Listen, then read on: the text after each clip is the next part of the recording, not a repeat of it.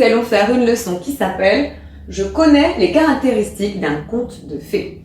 Un conte de fées en anglais se dit « a fairy tale ». Une fée, a fairy. Voici des mots qui te seront utiles dans un conte. Magic, enchantment. Ce sont des mots transparents, la magie et un enchantement. À présent, nous allons parler des personnages que l'on va trouver dans les contes. Characters. Listen and repeat. Dwarfs, dragons, elves, fairies, giants, mermaids, unicorns, wizards, prince, princess. Ça, ce sont les personnages qui vont ponctuer ton conte. À présent, regarde cette phrase et on va essayer de la comprendre ensemble. Most fairy tales end in a happily ever after. Most voulant dire la plupart. La plupart, on a vu tout à l'heure des contes de fées.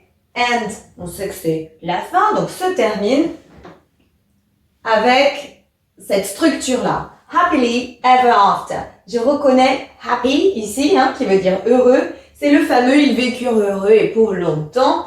Et donc là, ça se termine bien et dans la durée. Et c'est comme ça qu'on le dit en anglais. Happily ever after. Alors, le temps dans un conte est assez flou. On aura ce type de phrase pour commencer un conte. Once upon a time, qui veut dire il était une fois.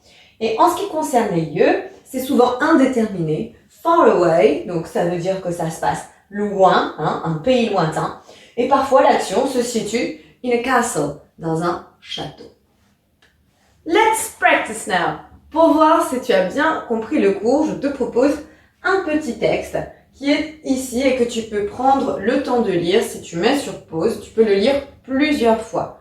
Ensuite, on va essayer de répondre à ces différentes questions. Quand ça se passe? Qui est le personnage principal? Il y a également un autre personnage. Que lui est-il arrivé au personnage principal? Où est-elle gardée et par qui?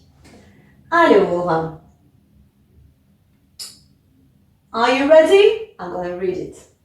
Once upon a time, there was a lovely princess, but she had an enchantment upon her.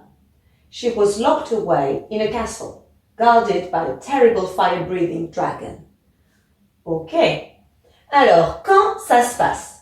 Là, ici, on a la formule d'ouverture typique des contes. Once upon a time, et on a dit qu'en français, ça correspondait à « Il était une fois ». Qui est le personnage principal? A lovely princess. A lovely princess, c'est une adorable princesse. Et je mets comme ça parce qu'on a aussi le dragon qui est un des personnages de l'histoire. Que lui est-il arrivé à notre princesse? Donc, elle a subi un enchantement et ensuite, je continue. She was locked away. To lock, elle a été enfermée, dis donc. Et là, où est-elle gardée? Tac, en rouge. In a castle, un plat dans un château. Et donc, par qui est-ce qu'elle est gardée?